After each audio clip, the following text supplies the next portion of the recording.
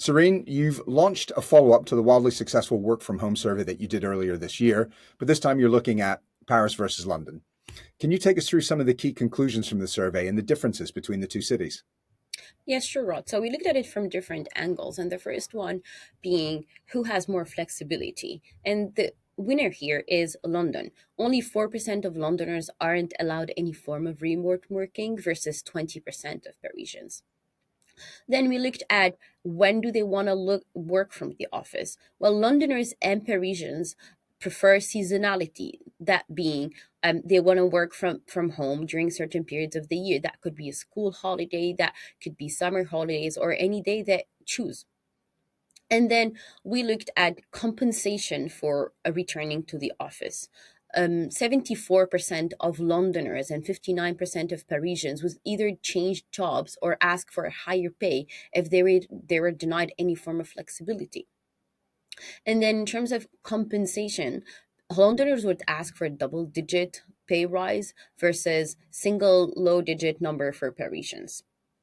And then we looked at how the office space works in terms of working from home. So in London, 56% have hot desking schemes in their office versus 44% in Paris. And this does not have any influence on their willingness to go to the office.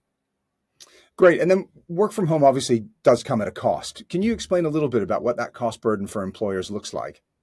Sure. So the cost burden comes mainly from RTO policies, return to the office policies. There are two main points to look at here. The first one being there is a race for talent in London, and with record low unemployment, if employers want to bring people into the office, they would have to compensate them for here. In London, we're talking about at least 11% increase in salary.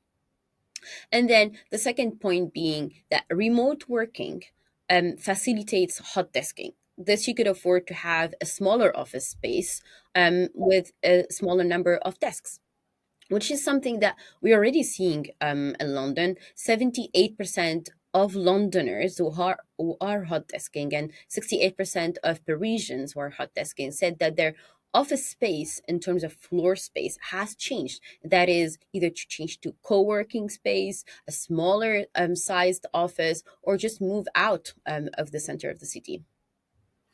And then the final thing, Sirine, work from home obviously has an impact on the office buildings themselves. How does that play out?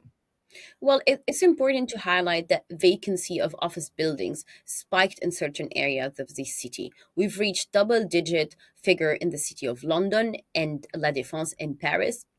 And that's mainly because demand has shifted towards what we could sum up into centrality and accessibility. Second point is sustainability. It encourages employees to come back to the office, but it also fits into ESG targets. Flexibility being remote working for employees, hot desking in such instances, but also amenities such as communal areas that encourage employees to work from the office. Sirine, thanks very much for your insights and your time. It's a fascinating study. Really appreciate it. Thank you. Thank you.